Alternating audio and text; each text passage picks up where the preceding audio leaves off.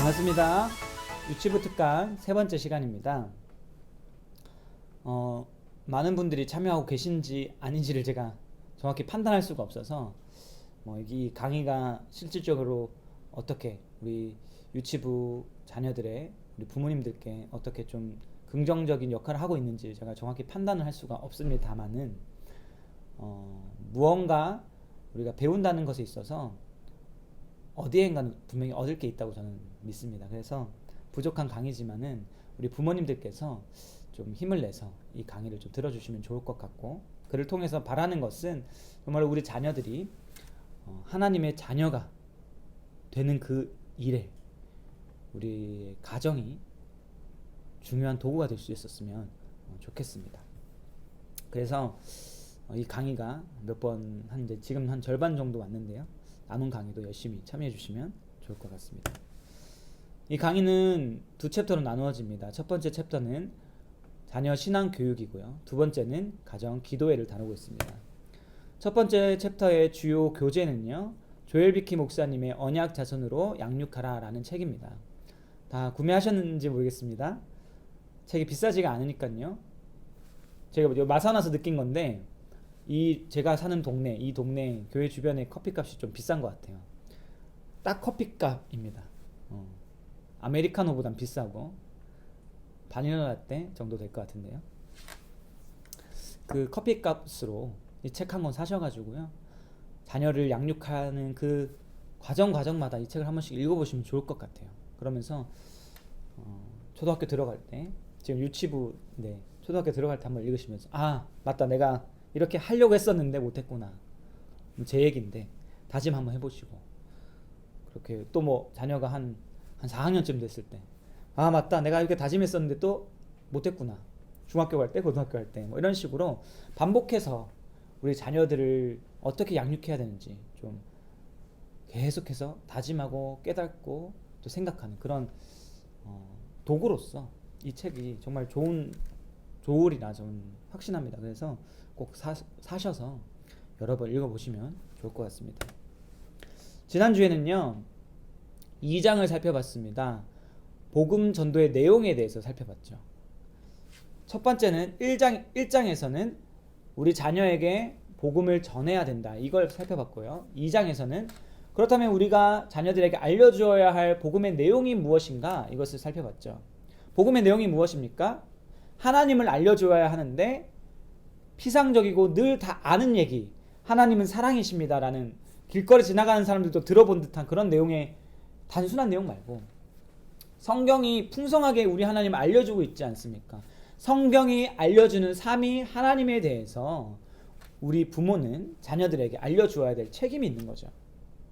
예를 들어서 지난 시간에 생각해봤던 게 하나님의 거룩하심, 공의로우심, 죄를 다 보시고 그 죄를 합당하게 심판하시는, 죄에 대한 삭스로 사망을 주시는 하나님에 대해서 알려주어야 된다라고 했습니다. 나아가서 우리가 죄인이다라는 것 알려주어야 된다고 했습니다. 우리 자녀들이 너무 사랑스럽지만 그럼에도 불구하고 우리가 죄인인 상태로 태어나서 죄인으로 살아간다는 것, 그래서 반드시 우리에게 구원이 필요한데 그 구원은 예수 그리스도에게서만 온다, 그것을 알려줘야 된다고 했습니다. 그리고 예수 그리스도를 믿어 거듭나야 된다는 걸 알려줘야 하고요. 거듭난 자의 삶이 무엇인가 했을 때 하나님 말씀을 따라가는 삶, 거룩한 삶, 구별된 삶이 필요하다, 그 삶이 우리의 삶이다라는 것을 가르쳐줘야 합니다. 이런 총체적인 내용, 이 모든 것을 합친 것이 복음 전도의 내용이어야 된다, 그게 2장의 내용이었습니다. 이어서 3장에서는요, 그렇다면 우리가 복음을 전해야 되는데 이 복음 전도의 도구가 무엇인가, 어떤 방법으로 복음을 전할 수 있을까, 그것에 대해서 생각해 보려고 합니다. 그런데 이 3장의 내용이요, 굉장히 중요하기도 하고 내용도 많기 때문에 오늘 다 다루지 못하고요, 다음 시간에 일부를 다루고, 그리고 마지막 4장, 이 책의 마지막 4장이 조금 짧습니다. 그래서 오늘 3장의 남은 부분과 4장은 다음 주에 다루고, 오늘은 3장의 한 3분의 2 정도 내용을 좀 다루어 보려고 합니다. 사람은요, 평생 살아가면서 배웁니다. 공부하는 것만이 진짜 배우는 게 아니라 경험적으로 또 보는 것, 뭐 이런 여러 가지를 통해서 이렇게 배우지 않습니까? 삶과 관련된 모든 곳에서 배우는데요. 우리 자녀들이 그 배움을 크게 얻는 곳이 세 곳이 있어요. 장소가 세 곳이 있는데 가정, 교회, 그리고 학교입니다. 그래서요, 개혁교회는 교회에서 복음을 가르치는 데만 집중한 게 아니라, 개혁교회라 하면 종교개혁의 정신을 이어받은 교회라 이렇게 가벼운 정리를 내릴 수 있을 것 같은데, 개혁교회는 단순히 교회에서 복음을 전하는 데만 힘쓴 것이 아니라 가정에서 복음을 전하도록 굉장히 힘썼고요. 나아가서 학교도 운영을 했습니다. 그래야 아이들이 학교에서 굉장히 긴 시간을 보내는데 학교에서도 복음을 듣고 복음에 합당한 가치관을 가진 교육을 배우고 그래야 진정한 그리스도인으로 하나님의 백성으로 자라날 수 있다고 생각했기 때문이죠. 저도 그렇게 생각을 합니다. 그러나 한국의 현실상 이 세 가지가 함께 가는 것이 쉽지가 않죠. 특별히 학교, 이거 너무 어렵습니다. 기독교 정신에 입각한 학교들이 세워졌었지만 그 기독교 정신이라는 그 자체도 사람마다 다 다른 거죠. 그래서 오늘날 기독교 학교들이 많이 있지만 기독교 학교답지 않은 곳이 많고, 그래서 생겨난 것이 기독교 대안학교인데, 기독교 대안학교조차도 정말 성경이 가르치고 있는 그 기독 정신, 신앙의 내용들을 가지고 있는가 질문해 봤을 때 그렇지 않은 경우가 더 많습니다. 그리고 그런 학교가 있다 할지라도 중요한 것은 우리 교회 주변에 없죠. 이게 이제 중요한 포인트인데, 그럼 어떻게 해야 됩니까? 뭐 종국적으로는 교회가 학교를 세우는 게 중요한 겁니다. 그래서 우리 성막교회 정말 너무 감사한 게 이제 언약 학교가 있지 않습니까? 이게 이제 물론 뭐 대안학교는 아닙니다만은 이런 방향으로 좀 풀어가고 있는 것이죠. 예. 그러나 이제 모두가 이렇게 할 수는 없는 부분이고, 그렇다면 우리가 이 주어진 상황에서 어떻게 해야 되나 했을 때 학교를 우리가 바꿀 수는 없고, 지금 또 이 성막교에서 학교를 준비하는 것도 시간이 필요하고, 그럼 당장 지금 상황에서 우리가 할 수 있는 일은 가정에서 신앙교육하는 일에 힘쓰는 겁니다. 가정이 정말 중요합니다. 학교 다음으로, 어쩌면 학교보다 더 많이 시간을 보내는 것이 가정이니까, 가정에서라도 복음이 선명하게 울려 퍼지면 우리 자녀들이 가정을 통해 하나님의 복음 더 자세하게 구체적으로 듣고, 그 들은 복음, 경험한 복음을 통해서, 배운 복음을 통해서 하나님의 백성으로 거듭날 수가 있는 것이죠. 그렇다면 가정에서 복음을 전해야 될 필요는 분명한데 어떻게 복음을 전할 수 있겠습니까? 조엘 비키 목사님이 쓴 책에서는요, 딱 5가지를 제안합니다. 이 화면에 보이십니까? 딱 손가락 한번 펼쳐 보시고요, 같이 한번 해보겠습니다. 기도, 가정 예배, 교리 문답 교육, 경건한 대화, 경건의 모범. 이 5가지만 기억하셔도 우리 자녀들에게 신앙 교육하는 거 할 수 있습니다. 그런데 이 5가지 중에서요, 가정 예배가 있잖아요. 이 가정 예배는 제가 챕터 2에서 좀 더 구체적으로 다룰 예정이기 때문에 이 강의에서는 좀 짧게 다루고 넘어가겠습니다. 나머지 부분들 좀 자세하게 다뤄보겠습니다. 복음 전도를 위한 첫 번째 수단은 바로 기도입니다. 기도가 중요하다는 건 모두 다 아실 겁니다. 토마스 브룩스라는 사람은요, 이런 말을 했습니다. 제가 보고 읽겠습니다. 기도 없는 가정은 하늘의 온갖 비바람과 폭풍에 그대로 노출된 지붕 없는 집과 같다.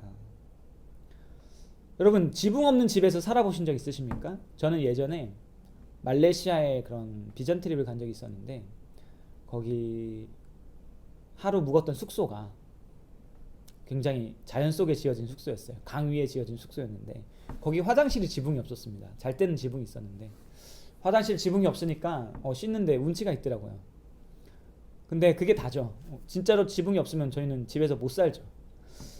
우리 자녀를 양육할 때 있어서 그 과정을 집을 짓는 거라고 생각했을 때 지붕이 없으면 어떻게 됩니까? 아무리 좋은 거 가르쳐도요, 소용이 없는 거죠. 반드시 우리 가정에는 자녀를 위한 기도가 있어야 되는 겁니다. 그렇다면 어떻게 기도해야 됩니까? 조엘 비키 목사님은 기도에 대해서 이렇게 제안을 합니다. 먼저 규칙적으로 기도할 것을 얘기합니다.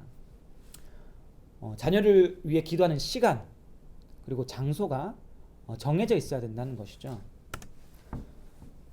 철로역정이라는 소설 아시는지 모르겠습니다. 철로역정이라는 굉장히 유명한 소설인데요. 기독교 소설이죠. 그 책을 쓴 사람 이름이 존 버년입니다. 근데 존 버년이 이렇게 이야기했습니다. 우리가 기도한 다음에는 그 기도보다 더 많은 일을 할 수 있다. 그러나 기도하기 전에는 그만큼의 일도 할 수 없다. 기도하는 것이 이만큼 중요하다는 의미입니다. 그런데 그냥 정해두지 않으면요. 정해진 시간을 세워두지 않으면 기도하는 게 굉장히 어렵습니다. 왜냐하면 우리의 죄악된 본성이 기도하는 것을 거슬러 행하고 싶어하고 기도하는 것을 좋아하지 않기 때문입니다. 그래서 규칙적으로 시간과 장소를 정해서 기도하시고요. 그러나 여기서 끝나서는 안 되고 필요가 느껴질 때마다 좀 기도할 필요가 있죠. 예를 들어서 우리 자녀들이 그 어린이집을 딱 태워주지 않습니까? 어린이집 버스가 오면 그 버스를 기다리면서 손잡고 있는 동안 아이들을 위해서 기도하는 거죠. 오늘 어린이집 가서 뭐 여러 가지 그런 외부로부터 오는 그런 모든 것을 통해서 배울 것인데 죄악된 것과 관련된 데부터 지혜롭게 그것들을 분별할 수 있는 지혜를 달라고. 조금 어렵지만 자녀들을 위해서 이렇게 기도할 수도 있을 것 같습니다. 그리고 어린이집 갔다 돌아오면 가정에서 부모와 지내는 그 시간 가운데 또 지켜달라고, 하나님의 복음 안에서 서로 교제하는 우리 가정 되게 해달라고 또 기도할 수도 있을 것입니다. 그리고 또 중요한 것은요, 기도할 때 우리가 언약을 붙들어야 한다는 것입니다. 기도할 때 우리는 언약의 근거에서 기도해야 됩니다. 이게 무슨 말이냐면 하나님께서 우리 자녀들에게 유아 세례를 베풀어 주셨잖아요. 하나님의 백성의 소유로 삼겠다라는 그런 언약의 표시를 주셨잖아요. 도장을 찍어 주셨잖아요. 그러면 우리가 기도할 거는 이거예요. 언약의 자녀를 받아주세요가 아니라 하나님 언약의 자녀로 삼아 주셨으니까 하나님 이제 하나님의 언약의 자녀로서 이 자녀를 책임져 주십시오. 하나님이 부르셨으니까 이 자녀에게 오늘 더 선명한 복음을 들려주시고 오늘 이 아이가 살아가는 가운데 하나님의 백성다운 그 삶으로 인도해 주시기를 하나님께 당당하게 요청할 필요가 있다는 겁니다. 영생의 복을 누리게 해달라고 하나님께 요청해야 되고 언약으로 부르신 하나님께서 이 기도를 기다리고 계시고요. 기뻐하십니다. 또한 우리는요, 좀 구체적으로 기도할 필요가 있습니다. 근데 이렇게 구체적으로 기도하라 했을 때 오해하시는 게 있어요. 우리 자녀가 오늘 소풍 가는데 뭐 다치지 않게 이런 구체적인 기도, 뭐 차 타는 동안 뭐 사고 안 나게 이런 구체적인 기도를 생각하실 수가 있는데 지금 우리가 무슨 주제를 얘기하고 있습니까? 자녀 신앙 교육에 대해서 얘기하고 있잖아요. 자녀 신앙 교육에 있어서 구체적으로 기도하라는 것은 이 자녀가 복음을 듣기 위해서 또 복음으로 변화되기 위해서 필요한 모든 것에 대한 구체적인 기도를 하라는 겁니다. 예를 들어서 한번 좀 생각해 볼게요. 제가 뭐 자녀를 아직 어린이집에 보내보지 못한 사람으로서 어린이집에 대한 얘기를 제가 좀 하기는 어려울 것 같고 조금 장성한 아이를 예를 들어서 한번 생각을 해보겠습니다. 우리 자녀가 학교에 간다고 생각해 봅시다. 그런데 제가 지난 시간에도 언급했던 것처럼 학교라는 곳이 좋은 점도 많이 있지만 동시에 부정적인 것을 많이 배워요. 저는 개인적으로 우리 자녀를 홈스쿨링 해보고 싶다라는 생각을 대학생 때부터 좀 해왔었는데 이 생각이 실현될지 안 될지는 몰라요. 그냥 왜냐면 능력이 별로 없기 때문에. 아무튼 그런데 그 홈스쿨링 더 하고 싶다고 간절히 하고 싶다고 느꼈던 계기가 뭐냐면 제가 포항에서 전도사 시절일 때 우리 목사님 자녀들 이야기를 제가 들은 적이 있어요. 목사님 자녀가 하루는 이제 학교를 갔다 와서 굉장히 속상해했다는 거예요. 그래서 왜 그러냐 했더니 너 왜 학원 안 다녀? 하고 물었대요. 친구가. 그러면서 하는 말이 친구가 너 돈 없어서 학원 안 다녀? 이랬대요. 그러니까 이미 그 아이가 초등학교 2학년인가 그랬는데 이미 초등학교 2학년 아이들도 가치관이라는 것이 굉장히 물질적인 가치관에 젖어 있다는 거예요. 그런 환경 속에서 아이들이 자라나면요, 자연스럽게 성경적 가치관을 배우기도 전에 물질적, 세속적 가치관에 물들 수밖에 없는 겁니다. 그런데 그런 곳으로, 사회로, 일종의 학교도 작은 사회잖아요. 그 사회로 아이들을 보내면서 그냥 보낸다는 거 있을 수 없는 일인 거죠. 자녀가 오늘 학교에 가서 음란한 것들, 세속적인 것들로부터 우리 자녀가 보호받을 수 있게 해달라고, 우리 자녀를 지켜달라고 하나님께 기도해야 하는 것입니다. 뭐 이런 기도를 더 나아가서 우리 자녀들이 십계명 말씀을 또 지켜야 되지 않습니까? 5계명, 부모에게 순종하는 계명, 그 가정에서 생활할 때 보면 잘 못 지키잖아요. 그런 내용들을 놓고 우리 자녀들을 위해서 구체적으로 오늘 잠자기 전까지 부모에게 순종할 수 있는 자녀 되게 해달라고, 반항하고 싶은 마음, 거스르고 싶은 마음이 우리 자녀들 가운데 있지만 그 마음을 이겨내게 해달라고 또 기도해야 하는 것이죠. 이런 식으로 복음의 내용에 대해서 구체적으로 기도할 필요가 있습니다. 근데 제가 이제 이 강의를 하려고 이 내용을 다시 읽으면서 제가 새벽마다 저희 자녀들을 위해서 기도하는데 제 기도가 얼마나 추상적이었는가 다시 한번 반성을 했습니다. 그러면서 특별히 드는 생각이, 가정 기도에 임하는 자녀의 태도를 놓고 좀 기도해야겠다라는 생각이 들었어요. 아무튼 저를 비롯해서 우리 모두가 정말로 기도의 능력이 있다는 것을 믿고 우리 자녀를 위해서 구체적으로 또 기도했으면 좋겠습니다. 나아가서 우리는요, 기도할 때 간절히 기도할 필요가 있습니다. 이 말씀의 빨간 글씨만 제가 한번 읽어볼게요. 내 부르짖는 소리로 말미암아 내게 은혜를 베푸시되. 하나님께서 우리의 그 부르짖는 소리를 외면치 않으십니다. 특별히 우리가 무엇을 위해 부르짖을 때, 복음을 위해 부르짖을 때 그 소리를 외면하실 수가 없어요. 왜냐하면 그게 하나님의 뜻이기 때문에. 우리가요, 우리 자녀들을 위해서 울어야 합니다. 정말 우리 자녀를 위해서 울부짖어야 합니다. 속상해서 우는 게 아니라 우리 자녀가 복음의 자녀, 언약의 자녀답지 살지 못하는 그 모습을 보면서 울어야 하고, 이 악한 세상에 물들어가지 않기를 바라면서 울어야 하는 것이죠. 진리의 사람이 되기를, 은혜를 아는 사람이 되기를, 그 소원을 가지고 자녀를 위해 기도하며 부르짖어야 하는 겁니다. 그러면요, 시간이 지나서 혹시 이렇게 자녀들이 얘기할 수도 있을 거예요. 내가 지금 이렇게 하나님 알게 된 것은 우리 부모님의 기도 덕분이었습니다. 물론 성령님의 역사지만 그런 고백이 우리 자녀들의 입술을 통해서 흘러나올 수 있도록 우리 부모님들이 정말 자녀들을 위해서 정말 간절히 기도했으면 좋겠습니다. 복음 전도를 위한 두 번째 수단은요, 가정 예배입니다. 앞서 말씀드렸던 것처럼 가정 예배는 제가 나중에 또 따로 떼서 다루어 보겠습니다. 그래서 여기서 좀 간단하게 이야기를 해보자면요, 저도 개인적으로 가정 기도에 굉장히 중요하게 생각을 하는데, 이 책을 쓰신 조엘 위키 목사님도 가정 기도회가 정말 중요한 수단이다 강조를 하십니다. 그리고 제가 예전에 유해무 교수님 아십니까? 아마 성막교회도 여러 번 오셨을 것 같은데, 유해무 교수님께 자녀 신앙 교육이라는 그런 제가 하는 거랑 강의가 똑같네요. 내용은 별로 안 똑같은데 아무튼 그 강의를 들었었는데, 그때 교수님이 이런 얘기 하셨어요. 어릴 때부터 식탁에서부터 하루 3번 가정 기도회를 하셨다, 이렇게 말씀하셨거든요. 그걸 지금까지, 물론 지금 자녀들 다 독립했으니까 지금은 아닌데 독립하기 전까지 하셨고, 집으로 오시면 다 하신대요. 지금도. 그 얘기를 들은 게 제가 한 1년이 넘었어요. 그때부터 저는 식탁에서 가정 기도회를 시작하고 있습니다. 물론 저는 굉장히 짧게, 그리고 하루 한 번만 합니다. 하민이 하진이가 아직 어려서 좀 짧게 하고 있는데, 저는 그렇게 시편 한 절 읽고요, 거기에 대한 진짜 짧은 30초 40초 정도의 이야기를 하고 기도하고 밥을 먹습니다.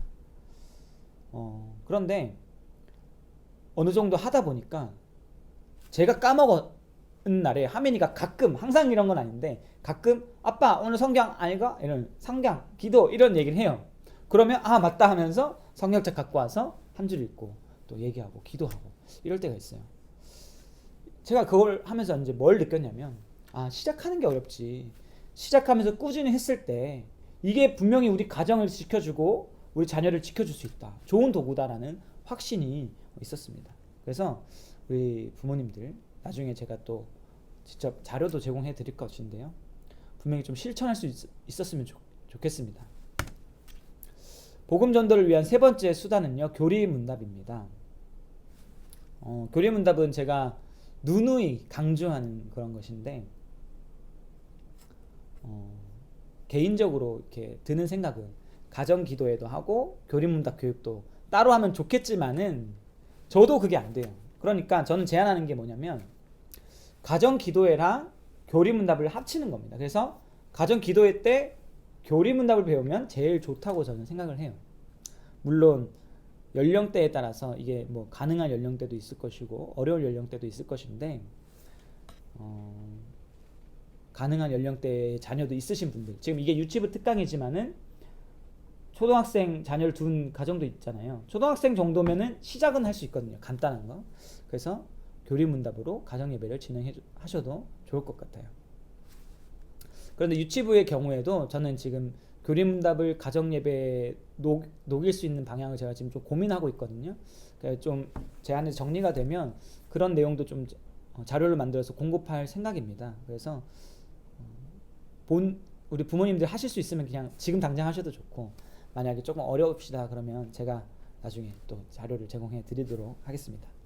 아무튼 이어서 다시 돌아가서 교리문답 교육이 왜 중요한가 생각해 보도록 하겠습니다. 교리문답이라고 할 때요. 교리는요. 진리라고 이렇게 표현할 수 있고 성경에 있는 그런 내용을 의미할 수도 있겠죠. 예를 들어서 교리는 이런 겁니다. 하나님은 사랑이시다. 이게 교리예요. 성경에 담겨 있는 내용을 이렇게 문장화 시킨 것들. 예. 이게 이제 교리인데 또 다른 건 뭐 예수님이 우리를 위해서 십자가에서 돌아가셨다. 예수님이 우리의 의를 위해 부활하셨다. 이런 내용이 교리인 겁니다. 어렵지 않죠. 우리가 다 알고 있고 받아들이고 있고 믿고 있는 내용. 그게 이제 우리의 믿음의 내용이 이제 교리인 것이죠. 그래서 교리를 얘기하면요. 뭐 성경을 알아야지 교리 뭐 이런 얘기를 배우냐. 교리 배울 시간이 있냐. 성경 더 배워야지. 이렇게 생각하시는 분들이 계시는데 교리를 배우는 게 성경을 배우는 것과 다른 게 아닙니다. 왜냐하면 교리는 성경에서 나오는 거기 때문에. 그래서 교리를 꼭 배우셔야 하고요. 개인적으로 이건 개인적인 생각인데 성경을 배우는 것은 제일 중요합니다. 그런데 성경 이야기를 배우는 거 있잖아요. 성경 배우는 거 말고 그냥 성경 이야기를 배우는 거. 동화책처럼. 성경 이야기를 배우는 것과 교리를 배우는 것. 이 두 가지 중에 뭐가 더 좋은가 했을 때 저는요. 교리를 배우는 게 더 중요하다고 생각합니다. 왜냐하면 성경의 이야기는요. 세상 사람들도 알아요.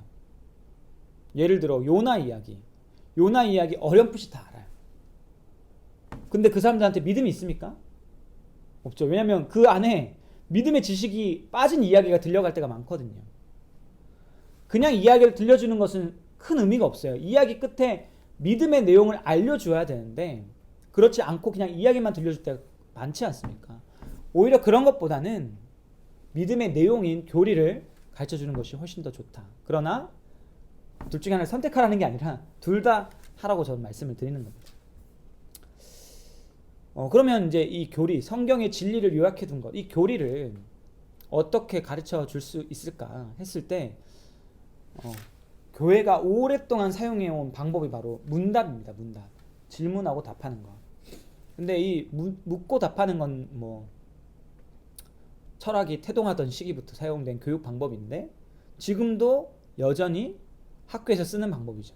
그러니까 이 인류 역사상 계속 사용돼 왔던 교육 방법이라면 이 방법이 거의 제일 좋은 방법이라는 거예요. 사실 다른 더 좋은 방법이 별로 없다는 겁니다. 따라서 교리를 문답식으로 가르치는 것이 나쁜 게 아니에요. 옛날 뭐 따분한 방법이 아니고 정말 좋은 방법인 겁니다. 그런데 유독 교회는 이 교리를 문답식으로 가르치는 거, 교리 문답을 가르치는 것에 대해서 조금 부정적인 시각들, 좀 아쉬워하는 마음들이 유독 교회에서 많이 보이는 것 같아요. 우리가 이런 생각부터 조금 바꿀 필요가 있는 것 같습니다. 물론 제가 성막교회에 온 지 얼마 안 돼서 성막교회 분위기는 잘 모르겠습니다. 그러나 제가 기존에 평범한 그런 교회 분위기를 봤을 때는 그런 느낌이 있었습니다. 그러면 이제 교리를 가르쳐야 된다고 제가 이제 말씀을 드렸는데 어떤 교리 문답을 가르쳐야 되는가? 이것도 한번 생각을 해봐야겠죠. 교리 문답은요 종류가 많습니다. 정말 많습니다. 요즘에도 나와요. 제가 사서 보진 못했는데 아무튼 팀 켈러 목사님이 관련된 그런 교리 문답도 있다고 제가 들었거든요. 그런데 이제 이 수많은 교리 문답 중에서 우리가 무엇을 가르쳐야 하는가 했을 때 우리는 장로교잖아요. 그 고신교단이잖아요. 고신교단 헌법을 보시면 뭐가 들어있냐면 웨스트민스터 소교리 문답, 대교리 문답, 웨스트민스터 신앙고백서가 들어있어요. 그러니까 뭘 가르쳐야 되냐? 이거 가르치면 됩니다. 그런데 개인적으로 조금 더 선호하는 교리 문답이 있어요. 그게 뭐냐면 여기 나오는 보이시는지 모르겠습니다. 화면에 하이델베르크 요리 문답, 교리 문답입니다. 뭐 웨스트민스터나 하이델베르크나 내용에서는 별 차이가 없습니다. 근데 서술하는 방식에서 차이가 있는데 웨스트민스터는요 조금 논리적인 방식으로 이성적인 방식으로 쓰여졌다면 하이델베르크는 약간 결이 다른, 그렇다고 뭐 논리가 없는 그런 건 아닌데 약간 결이 다른, 좀 표현하기 어렵네요. 네. 어떤 표현이 있을까요? 아무튼 개인적으로는 조금 감성이 조금 담겨 있다고 생각을 하는데 하이델베르크에 그런 조금 서술 방식이 달라서 하이델베르크를 저는 추천을 합니다. 그러면 이제 어떻게 배우고 이걸 어떻게 가르쳐야 되는가 했을 때 먼저 부모가 배워야 되잖아요. 그래서 지난 시간에도 말씀을 드렸지만 우리 성막교회에서 제가 알기로는 세례교육을 할 때 교리를 배운다고 들었거든요. 그래서 거기 참여하셔도 되고 아니면 제가 지난주에 얘기했듯이 제가 대청부에서 지금 하고 있는데 아무도 안 오셨지만 오셔서 들으셔도 되고, 그게 어려우면 저한테 요청을 하시면 1대1로는 좀 쉽지 않고 좀 여러 명이 수요가 좀 몇 명 있으면 제가 뭐 영상을 따로 만들든지 아무튼 해서 이렇게 가르쳐 줄 수도 있을 것 같습니다. 그런데 그게 아니다, 개인적으로 좀 공부해 보고 싶다 했을 때는요 그냥 좋은 책 하나 봐도 되잖아요. 근데 이게 굉장히 뭐 어려운 내용을 다루는 게 아니기 때문에 독학도 저는 충분히 가능하다고 생각을 합니다. 근데 하이델베르크 요리 문답을 가르쳐주는 책이 많거든요.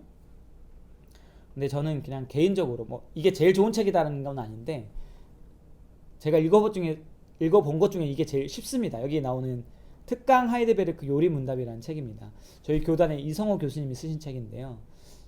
개인적으로 좋아하는 교수님입니다. 이성호 교수님은 늘 이제 간결하시거든요. 그래서 이 책도 간결합니다. 그래서 이 책을 가지고 공부해 보시면 가르치는 데 있어서 사실 뭐 그렇게 큰 부족함은 없을 것 같아요. 근데 이렇게 책을 보시다가 어려운 게 있다, 질문이 있다 하면 저한테 물어보시면 제가 아는 한에서 또 공부해서 대답해 드리겠습니다. 자, 아무튼 이제 이걸 이제 부모가 공부를 했는데 중요한 건 초등학교 이상 자녀라면 그래도 좀 직접적으로 가르칠 수 있지만 유치부 자녀의 경우에는 이 책 내용을 그대로 가르쳐 주는 건 굉장히 어렵거든요. 그럼 유치부는 어떻게 교리 문답을 가르쳐야 될까 했을 때 교리 문답을 보신 적 있는 우리 부모님들께서는 아시겠지만 그 각 주에 성경 구절이 적혀 있어요. 그 성경 구절을 읽고 역으로 그 내용을 조금 가르쳐 주면 됩니다. 예를 들어서 이런 겁니다. 창세기 1장 1절 말씀을 읽어줘요. 그럼 그 창세기 1장 1절에 어떤 교리가 담겨 있습니까? 하나님이 세상을 만드셨다, 이 교리가 들어있죠. 하나님이 창조주시다, 이 교리가 들어있고 세상을 만드신 하나님이 우리의 주인이시다, 이런 교리가 들어있고요. 주인이시기 때문에 우리는 누구의 뜻을 따라야 된다? 하나님을 따라 살아야 된다, 하나님의 뜻을 따라야 된다, 이런 교리가 담겨 있는 겁니다. 성경 한 줄에도 교리가 담겨 있는 거예요. 그래서 한 줄 읽고 하나의 교리 얘기해주고 그 다음날 똑같은 거 또 읽고 또 다른 교리, 이렇게 얘기하는 방법으로 천천히 하나씩 알려줄 수 있고, 제 아들을 제가 지금 가르치면서도 느끼는 건데 유치부야말로 진짜 블루오션이에요. 교리의 블루오션이에요. 알려주면 그대로 그냥 입력되는 거거든요. 지금이 제일 좋은 때니까 우리 자녀들에게 알려주십시오. 교리교육 꼭 해주십시오. 그러면 진짜 그 좋은 열매를 맺을 거라고 저는 확신을 합니다. 네 번째 수단은요, 경건한 대화입니다. 이 경건한 대화는 좀 간단하게 다루겠습니다. 경건한 대화라는 것은요, 신앙적, 복음적 대화를 말하는 겁니다. 근데 저도 그렇지만 저의 자녀와 대화를 많이 하려고 시도하는 편이지만은 그 대화하면서 경건한 대화를 나누는 건 정말 쉽지가 않아요. 그 뭐 좀 성경적 얘기를 하려면 귀를 닫습니다. 저희 하민이는 이렇게 귀를 닫는데 먼저 이것을 위해서 자녀들과 대화하는 그 시간을 많이 가져야 되고 자녀들과 대화하는 그 자연스러운 분위기, 관계가 있다면 경건한 대화로 이어져 가는 것은 가능합니다. 그런데 이제 포인트가 있어야 되는 거예요. 포인트가. 자녀가 어떤 일을 경험했을 때 그 경험적 포인트를 짚고 거기서 경건한 대화를 시도할 수 있는 거죠. 예를 들어서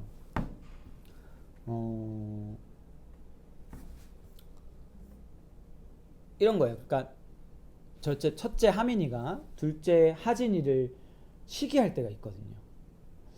그러면 이 시기하는 그 상황을 맞았을 때 안 돼, 그만해라는, 지금 제 얘기인데 안 돼, 그만해 하고 멈추지 말고, 저는 멈췄는데 지금 생각하면 멈추지 말고 그때 좀 진지한 얘기를 할 수 있는 거죠. 아, 아빠도 동생을 시기했던 적이 있어. 기태 삼촌 알지? 기태 삼촌을 아빠가 미워했던 적이 있어. 그런데 그건 하나님께서 하지 말라고 하는 일이어서 고민하고 어려웠지만 지금은 사이좋게 지내게 돼. 짧게 얘기했지만 아무튼 그런 신앙적 경험들 있지 않습니까? 상황에 관련된. 나중에 자녀가 장성하면 시험 같은 거 치잖아요. 시험 치고 와서 못 쳐서 막 속상해하는 자녀를 보면서, 그리고 또 살면서 어려운 일을 맞이한 그 자녀들을 보면서 내가 낭망했을 때 하나님이 어떻게 내 삶에 개입하셨는지, 하나님 말씀을 어떻게 인도하셨는지를 그런 상황 가운데 나누고 전하다 보면 그것들이 자연스럽게 자녀들 가운데 어떻게 전달되냐면, 하나님이, 성경에 있는 그 하나님이 우리 아빠, 우리 엄마 삶에서 실제로 일하셨구나 하는 것을 깨닫게 되는 거죠. 그러니까 간증은 저기 어디 뭐 그 강단에서 해야 되는 게 간증이 아니라, 사실 간증은요, 자녀들에게 하는 게 제일 좋다고 생각을 하는 거죠. 그러니까 우리 부모님들이 그런 상황에 놓였을 때 경건한 대화, 복음적인 대화들, 하나님에 대해서, 예수님에 대해서 나눌 수 있었으면 좋겠습니다. 그리고 그것들이 우리 자녀를 하나님께로 인도한다라는 것을 기억했으면 좋겠습니다. 오늘은요, 복음전도 5가지 수단 중에서 4가지를 생각해봤습니다. 다음 주에는 그 마지막 경건의 모범에 대해서 생각해 볼 것인데요. 오늘 이렇게 내용을 좀 정리하자면, 오늘 강의 듣고 당장에 실천할 수 있는 게 있잖아요. 뭡니까? 기도. 정말 진짜 우리가 같이 함께 우리 자녀를 위해서 기도했으면 좋겠어요. 재료 살 것도 없잖아요. 책을 살 필요도 없고, 당장에 우리 자녀들을 위해서 기도했으면 좋겠고, 또 나머지 부분들, 교리를 배우고 이런 부분들은 조금씩 우리 부모님들께서 힘을 쏟으셔서, 이거는 장기적인 안목을 가질 필요가 있는 거니까 급하게 생각하지 마시고 좀 차근차근히 준비하셨으면 좋을 것 같습니다. 그리고 마지막으로 이런 말씀을 좀 드리고 싶어요. 제가 저희 하민이 선물로 제가 장난감을 잘 안 사줍니다. 장난감 말고 책은 제가 그냥 잘 사주는데, 책도 잘 사주는 편인지 모르겠어요. 아무튼 책은 사는데 망설임이 없는데 장난감 살 때 망설일 때가 많거든요.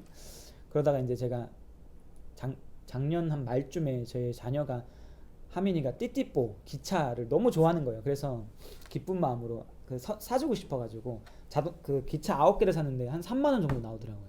근데 하민이가 좋아하니까 사는데 별로 망설임이 없었습니다. 그런데 잠깐이거든요. 장난감은요. 잠깐 보고 말거든요.